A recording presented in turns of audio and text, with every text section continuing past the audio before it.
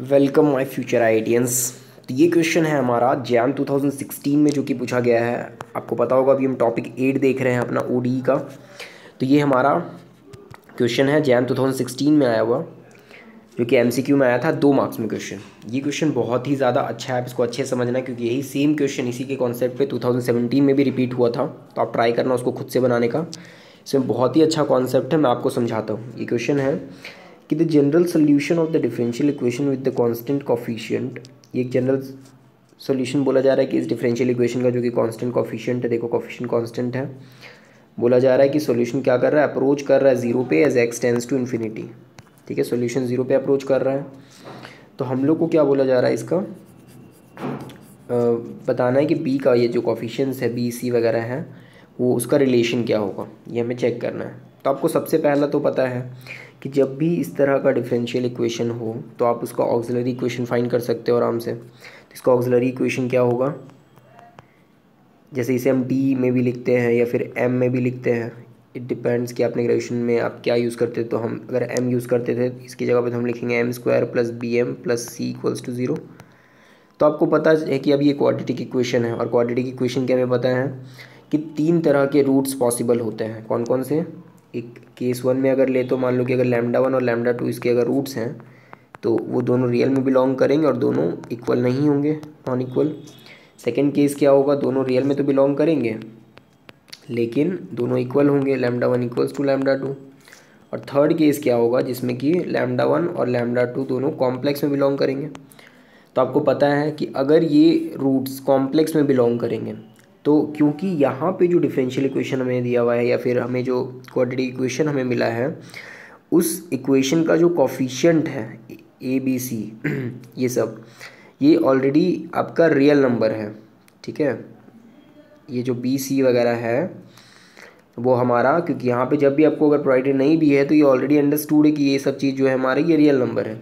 ठीक है, तो इसका मतलब कि इसका जो सोल्यूशन आएगा वो ऑब्वियस सा बात है कि अगर कॉम्प्लेक्स भी आएगा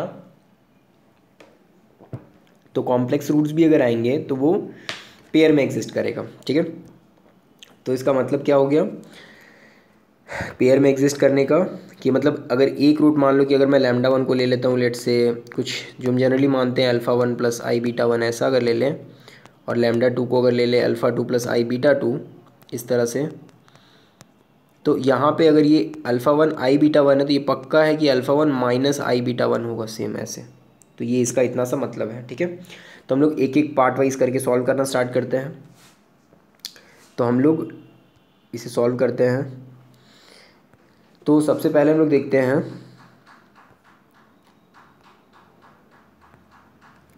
सबसे पहले हम लोग देखते हैं केस 1 में। ठीक है, तो आप ये मेरे साथ समझते भी चलना, और अगर आप उतारना है तो उतार भी सकते हो, स्क्रीनशॉट चाहो तो आप स्क्रीनशॉट भी ले सकते हो।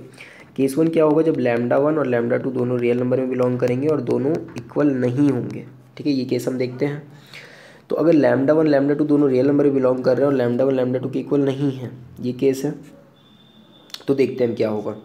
सबसे पहले हमारा इक्वेशन क्या आया था, m square plus b m plus c equals to zero, ये था हमारा क्वाड्रेटिक इक्वेशन जो आया था। अब आप अगर यहाँ पे एक चीज़ देखो कि लैम्डा 1 प्लस लैम्डा 2 क्या आएगा, sum of roots which is equals to minus B, ये आएगा। और अगर आप एक चीज़ नोटिस करो यहाँ से कि लैम्डा 1 प्लस लैम्डा 2 जो आ रहा है वो आपका यहाँ पे माइनस बी आ रहा है, और लैम्डा 1 इंटू लैम्डा 2 इनके प्रोडक्ट ऑफ रूट जो आ रहा है वो सी आ रहा है। ठीक है, और अब अगर हम हमारा अगर सोल्यूशन इस तरह का हो, अगर ये रियल नंबर में बिलोंग करे और ये इक्वल नहीं हो, तो हमें पता है कि इसका सोल्यूशन क्या होता है, y इज इक्वल्स टू, तो हमारा जो y आएगा वो क्या आएगा, सिंपली c1 ई का power lambda 1x plus c2 ई का पावर लैम्डा 2x, ये होगा सिंपल। यहाँ तक तो आपको पता है कि अगर हमारे रूट्स इसके लैम्डा 1 लैम्डा 2 आएंगे, इसको सॉल्व करने से m का वैल्यू लैम्डा 1 लैम्डा 2 आएगा, तो जो सोल्यूशन आएगा y वो क्या होगा, c1 ई का power lambda 1x plus c2 ई का पावर लैम्डा 2x। पर हमें बताया क्या जा रहा है कि जो सोल्यूशन है y वो कहाँ जा रहा है, ज़ीरो पे, कब, जब x टेंस टू इन्फिनिटी है। तो आपको पता ही, तो तभी पॉसिबल है जब ये e का पावर में माइनस में हो, तभी तो ये नीचे आएगा वैल्यू 1 बाय, मतलब c1 बाई ई का पावर लैम्डा 1, मतलब इस टाइप से नीचे वैल्यू अगर कोई भी आए e का पावर x में कुछ भी यहाँ पे वैल्यू हो, तभी जा करके यहाँ पे नीचे वैल्यू इन्फिनिटी, तो c1 बाई इन्फिनिटी ज़ीरो होगा, तभी पॉसिबिलिटी, तभी ये होगा। तो ऐसा करने के लिए हम क्या करेंगे, हमें पता चल रहा है कि ये जो लैम्डा वन है ये तभी पॉसिबल है ऐसा ज़ीरो होना जब लैम्डा वन क्या हो, लेस देन ज़ीरो हो, साथ में लैम्डा टू भी क्या हो, लेस देन ज़ीरो हो, दोनों नेगेटिव होंगे। अगर दोनों नेगेटिव होगा तो दोनों का सम भी नेगेटिव होगा, lambda one plus lambda two. इसका मतलब कि क्या होगा हमारा, lambda one plus lambda two, क्योंकि सोचो आप ये भी नेगेटिव, दोनों का सम भी नेगेटिव। और lambda one plus lambda two किसके बराबर है, माइनस बी के, तो माइनस बी भी क्या होगा, नेगेटिव। लेकिन माइनस बी अगर नेगेटिव तो ऑब्वियस सा बात है कि आप माइनस वन से मल्टीप्लाई करोगे दोनों साइड तो इनइक्वालिटी चेंज हो जाता है, आपको पता है। तो यहाँ पे क्या होगा, बी ग्रेटर देन जीरो, एक आ गया। और अब देखो लैम्डा वन भी नेगेटिव, लैम्डा टू भी नेगेटिव, तो ऑब्वियस सा बात है कि दो नेगेटिव का प्रोडक्ट करेंगे तो पॉजिटिव आएगा, तो सी क्या हो जाएगा, पॉजिटिव। ये फिर से आप समझ लो क्यों हो रहा है सी पॉजिटिव, क्योंकि लैम्डा वन लैम्डा टू दोनों नेगेटिव, तो सी पॉजिटिव। तो इस केस वन से हमारा क्या आया, b is greater than zero and c is greater than zero. Next हम चेक करते हैं अपना केस टू के लिए। तो हमारा केस टू क्या होगा, सेम इसी तरीके से, जब हमारा लैम्डा वन लैम्डा टू दोनों आर में तो बिलोंग करेंगे, लेकिन लैम्डा वन और लैम्डा टू इक्वल होंगे, इक्वल रूट्स का केस होगा। तो आपको पता है जब भी ऐसा अगर केस होता है तो हमारा वाई जो सोल्यूशन आता है वो कैसा होता है, आपको पता है कि C one plus X C two E का पावर लैम्डा एक्स, मान लो कि इसको लैम्डा ले लेते हैं, दोनों बराबर है, तो ऐसा ये सोल्यूशन आता है, आपको पता है। लेकिन आप अगर देखो कि यहाँ पे क्या बोला जा रहा है कि limit x tends to infinity लेने पे हमारा जीरो की तरफ अप्रोच करना चाहिए वैल्यू, पर जैसे ही अब यहाँ पे एक्स टेंस टू इन्फिनिटी होगी तो इन्फिनिटी पे पहुँच जाएगा, तो प्रॉब्लम है। बट हम एक अप्रोच लेते हैं क्योंकि हमें पता है कि अगर ये वैल्यू नेगेटिव हुआ तो ये नीचे जा करके जीरो बनाता है, कि आपको पता है कि अगर ये वैल्यू नेगेटिव होगा, लेट से लैम्डा का वैल्यू सब नेगेटिव वैल्यू आएगा, मान लेट से -5 आएगा, तो हम इसे नीचे ले जाकर के ई का पावर 5x लिख सकते हैं, तो अब नीचे भी ज़ीरो आएगा। तो अगर मान लो कि मैं ऐसा लेता हूँ कि लैम्डा लेस देन ज़ीरो, ठीक है, तभी पॉसिबल है। अगर आप बोलोगे कि लैम्डा का वैल्यू पॉजिटिव होगा तब ये पॉसिबल ही नहीं है, क्यों, क्योंकि लैम्डा का वैल्यू जैसे ही पॉजिटिव होगा तो ऊपर भी देखो यहाँ पे जैसे एक्सटेंस टू इन्फिनिटी करेंगे तो ये इन्फिनिटी ये भी इन्फिनिटी। आप बोलोगे भैया कि ठीक है हम इतना तो समझते हैं कि लैम्डा का वैल्यू तीन ही तरह का हो सकता है अगर रियल है, तो या तो ग्रेटर देन जीरो या इक्वल्स टू जीरो या लेस देन जीरो, ठीक है, ये नहीं हुआ तो ये भी तो हो सकता है इक्वल्स टू जीरो। तो देखो जैसे ही आप जीरो के इक्वल लोगे ये वाला वैल्यू को तो ये तो ख़त्म हो जाएगा, लेकिन एक्स सी वन और सी टू तो कांस्टेंट है, लेकिन एक्स यहाँ रह जाएगा जो कि इसको इन्फिनिटी बना देगा, तो अगेन ये प्रॉब्लम हो जाएगा, तो ये भी हम नहीं कर सकते हैं। तो आई थिंक आपको ये समझ में आ रहा होगा। तो इसका मतलब हम सिर्फ क्या लेंगे, लैम्डा का वैल्यू लेस देन ज़ीरो। अब देखते हैं हम लेस देन ज़ीरो पे क्या हमारा हो सकता है। तो जैसे ही लैम्डा का वैल्यू लेस देन ज़ीरो आएगा तो यहाँ से होगा क्या कि लैम्डा का वैल्यू लेस देन ज़ीरो जब हम लेंगे तो ये हो जाएगा C one plus X C two divided by E का पावर माइनस लैम्डा एक्स, इस तरह से। और क्योंकि हमने लैम्डा नेगेटिव लिया है तो ये वाला वैल्यू यहाँ पे पॉजिटिव होगा या मान लो कि हम अपनी सिंप्लिसिटी के लिए लैम्डा को माइनस के ले लेते हैं, जहाँ पे के जो है वो पॉजिटिव है, ये आपको देखो समझने में थोड़ा इजी होगा। तो इसके लिए या फिर चलो हम ऐसे भी कर सकते हैं, कोई दिक्कत नहीं है अगर आप समझ पा रहे होगे। तो क्या किया मैंने, लैम्डा क्योंकि लेस देन ज़ीरो था तो मैंने इसे नीचे लिख दिया ई का पावर माइनस लैम्डा एक्स, ऐसे हम लिख सकते हैं। और क्योंकि लैम्डा नेगेटिव है तो माइनस लैम्डा पॉजिटिव होगा, ठीक है। अब हम क्या करेंगे, अब आप देखो कि limit x tends to infinity लगाएंगे। तो आप अगर एक चीज़ नोटिस करो कि ऊपर में वैल्यू एक्स इन्फिनिटी पे जाएगा तो C one plus infinity time C two तो इन्फिनिटी बनेगा। नीचे देखो क्या है, नीचे माइनस लैम्डा तो पॉजिटिव हो जाएगा, पॉजिटिव, और यहाँ पे एक्स इन्फिनिटी तो ई का पावर इन्फिनिटी बेसिकली कर रहा है तो इन्फिनिटी आएगा। तो यहाँ पे भी एक चीज़ होता है एल हॉस्पिटल रूल, ठीक है, एल हॉस्पिटल रूल भी बोलते हैं उसे, तो वो आप लगा सकते हो। उसमें आप बेसिकली करना क्या होता है, ऊपर हम डिफ्रेंशिएट करते हैं और नीचे डिफ्रेंशिएट करते हैं। ऊपर अगर आप डिफ्रेंशिएट करोगे तो सी वन का डिफ्रेंशिएशन ज़ीरो, अब यहाँ पे आप जब डिफ्रेंशिएट करोगे सी टू बाहर, एक्स का डिफ्रेंशिएशन 1 डिवाइडेड बाय नीचे क्या लिखेंगे, यहाँ पे नीचे डिफ्रेंशिएशन होगा ई का power minus lambda x into, इसका डिफ्रेंशिएशन क्या होगा, ऊपर वाले का माइनस लैम्डा, सिर्फ इतना ही बचेगा। तो ये हो जाएगा। आई थिंक आपको ये समझ में आ गया होगा। ये सिंपली मैंने डिफ्रेंशिएशन किया। अब देखो अब जैसे हम एक्स का वैल्यू इन्फिनिटी पुट करेंगे तो होगा क्या इससे, तो एक्स का वैल्यू इन्फिनिटी पुट करने से होगा क्या, तो जैसे हम यहाँ पे x का वैल्यू इन्फिनिटी लेंगे तो देखो अब हमारा क्या बनेगा वैल्यू, तो यहाँ पे हमारा हो जाएगा, यहाँ ऊपर में c2 बचेगा और नीचे जैसे हम इन्फिनिटी डालेंगे तो ये वाला वैल्यू इन्फिनिटी हम जैसे ही पुट कर रहे हैं तो ये वैल्यू तो पॉजिटिव है, तो नीचे यहाँ पे क्या बन गया, इन्फिनिटी माइनस लैम्डा से मल्टीप्लाई होगा और ये इन्फिनिटी ही है। तो कुछ भी को बाय ये माइनस इन्फिनिटी हो जाए प्लस इन्फिनिटी, ओवरऑल वैल्यू क्या आएगा आपका, ज़ीरो।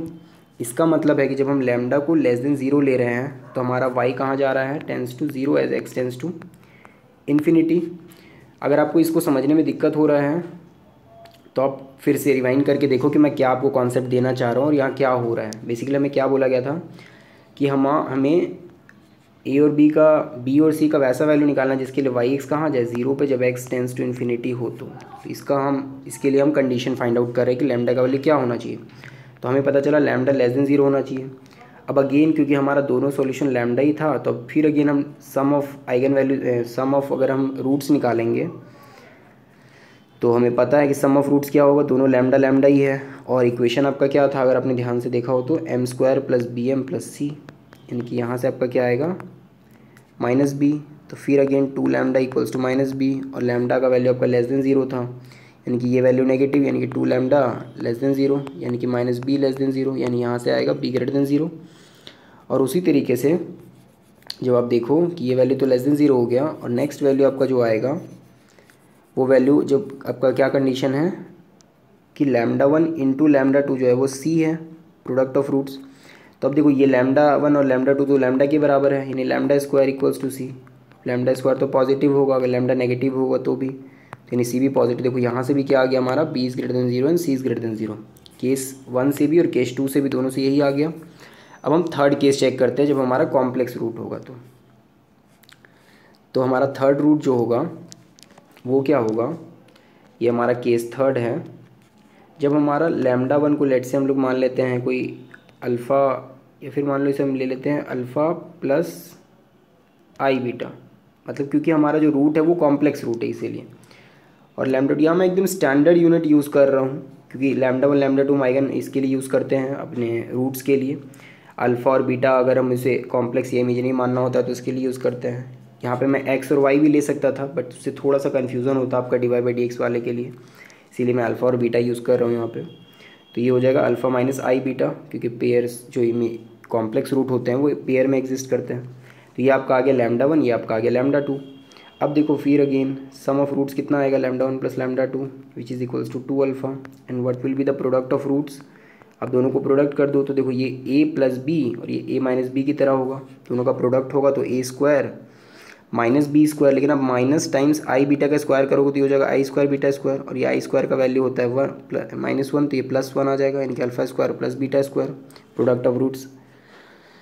तो अब हम करते हैं इसे सॉल्व। तो हमें पता है कि जब हमारा कॉम्प्लेक्स रूट हो तो हमारा सॉल्यूशन जो y(x) दिखेगा वो किस तरह से दिखेगा, c1 e का पावर, यहाँ पे जो भी पॉजिटिव c1 भी नहीं, हम डायरेक्ट लिखते हैं α(x) ऐसे, जो आपका सॉल्यूशन होता है जो रियल पार्ट होता है वो e का पावर में लिखते हैं। फिर c1 cos जो इमेजिनरी पार्ट होता है cos βx + c2 sin βx, तो ये हम लिख देंगे यहाँ पे। अब आप देखो कि हमें क्या बोला जा रहा है कि y(x) 0 पे जाना चाहिए, कब, जब x इन्फिनिटी पे जाएगा। तो अब आप खुद सोचो कि ये वाला जो वैल्यू है c1 cos βx + c2 sin βx, cos βx +1 से -1 तक देगा, ये भी +1 से -1 कोई वैल्यू देगा, c1 कोई फाइनाइट वैल्यू, c2 कोई फाइनाइट वैल्यू, तो इसका जो भी कॉम्बिनेशन होगा ये कुछ अंदर में कोई फाइनाइट वैल्यूज़ ही देगा, ठीक है। तो सारा चीज़ हमारा डिपेंड कर रहा है इसके ऊपर। लेकिन आपको पता है जैसे ही अगर ये अल्फ़ा पॉजिटिव हो गया तो हमारा प्रॉब्लम हो जाएगा, क्यों, क्योंकि अल्फ़ा पॉजिटिव तो x जैसी इन्फिनिटी की तरफ जाएगा तो ये पूरा वैल्यू इन्फिनिटी, और ये पूरा e का पावर इन्फिनिटी भी इन्फिनिटी की तरफ चला जाएगा। इसका मतलब पक्का है कि अल्फ़ा को लेस देन 0 होना पड़ेगा, और जैसे ही अल्फ़ा लेस देन 0 होगा तो ये हमारा 1/e का पावर α(x) ऐसे लिखाएगा, मतलब नीचे में। और जैसे ही नीचे आएगा तो इसका मतलब कि limit x tends to infinity पे ये वाला वैल्यू 0 हो जाएगा। इसको हम लोग नीचे लिख देंगे ऐसे e का पावर, या फिर वैसे भी आपको अगर नहीं समझ में आता तो वैसे भी छोड़ दो। अल्फ़ा जैसे ही नेगेटिव होगा तो फ़ायदा क्या होगा, ये नेगेटिव है तो मतलब ये e का पावर माइनस में सम वैल्यू आएगा, लेट से सम 4x 5x सम वैल्यू आएगा ऐसा कुछ नेगेटिव में। और आपको पता है कि e का पावर माइनस जो होता है -x होता है, इसको हम लोग e का पावर -x का पावर अल्फ़ा ऐसे भी लिख सकते हैं। और आपको पता होगा कि e का पावर -x जो होता है वो limit x tends to infinity पे कहाँ पे चला जाता है, 0 पे, क्योंकि ये 1/ex होता है, यानी 1/∞ यानी 0। तो इससे हमें बेनिफिट हो जाएगा कि हमारा वैल्यू जो हमें चाहिए वो मिल जाएगा। इसका मतलब कि हमारा ये जो वैल्यू आना चाहिए ये क्या आना चाहिए, अल्फ़ा का वैल्यू लेस देन 0, मतलब ये लेस देन 0। अब ये अल्फ़ा लेस देन 0 का मतलब क्या, यहाँ से देखो फ़ायदा क्या होगा, ये अल्फ़ा का वैल्यू क्या आ रहा है, लेस देन 0 इस तरह से। और हमने अभी निकाला था कि λ1 + λ2 क्या होगा, -b जो हमारा क्वाड्रेटिक इक्वेशन है उसके according, which is equals to 2 alpha which is less than 0। मैंने क्या किया, सम ऑफ रूट्स जो आएंगे वो -b/a होगा, और a का वैल्यू तो 1 था तो -b बचा। और ये सम ऑफ रूट्स यहाँ से कितना आ रहा है 2 अल्फ़ा, तो 2 अल्फ़ा आ गया -b, और 2 अल्फ़ा देखो अब अल्फ़ा जो है वो लेस देन 0 है, तो ये अल्टीमेटली 2 अल्फ़ा भी लेस देन 0 यानी कि -b भी लेस देन 0, क्योंकि 2 अल्फ़ा तो -b के इक्वल है। तो -b अगर लेस देन 0 होगा तो b ग्रेटर देन 0 आ गया। और सिमिलरली अब यहाँ से निकाल सकते हो सेकेंड वाले से, ये वाले से प्रोडक्ट ऑफ रूट्स λ1 इंटू λ2, वो किसके इक्वल आया था, c के इक्वल। तो c किसके इक्वल आएगा, alpha square plus beta square के, जो कि क्या होगा, पॉजिटिव होगा। ठीक है, तो इसका मतलब क्या हो जाएगा, c ग्रेटर देन 0। किस लिए, क्योंकि प्रोडक्ट ऑफ रूट्स क्या आता है, c/a, तो c हो गया। और c किसके बराबर आया है, यानी प्रोडक्ट ऑफ रूट्स इसके बराबर भी है, alpha square plus beta square. तो दोनों पॉजिटिव है, क्योंकि अल्फ़ा और बीटा का स्क्वायर कर रहे हैं, कोई भी रियल नंबर का स्क्वायर करेंगे और ऐड करेंगे तो पॉजिटिव ही आएगा, तो ये पॉजिटिव हो गया। क्योंकि आपको पता है ना, आप लैम्डा को इस तरह से लिखोगे अल्फ़ा प्लस आई बीटा, तो ये अल्फ़ा और बीटा दोनों रियल होते हैं इसीलिए। तो इसका मतलब कि ये भी पॉजिटिव यानी सी भी पॉजिटिव। तो इसका मतलब क्या हो गया अल्टीमेटली, कि हमारे तीनों कंडीशन से, जो हमने तीनों कंडीशन निकाला, उन तीनों कंडीशन से हमारा जो वैल्यू आया, वो तीनों कंडीशन से हमारा वैल्यू क्या आ रहा है, पॉजिटिव। यानी कि आपका जो इसका ऑप्शन होगा वो आपका हो जाएगा, ये जो है आपका ऑप्शन नंबर सी। तो ये आपका सी नंबर ऑप्शन हो जाएगा, जो कि है बोथ आर पॉजिटिव।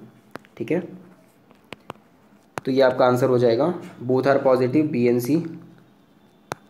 तो ये आपका आंसर हो जाएगा। तो आई थिंक आपको ये चीज़ समझ में आ गया होगा।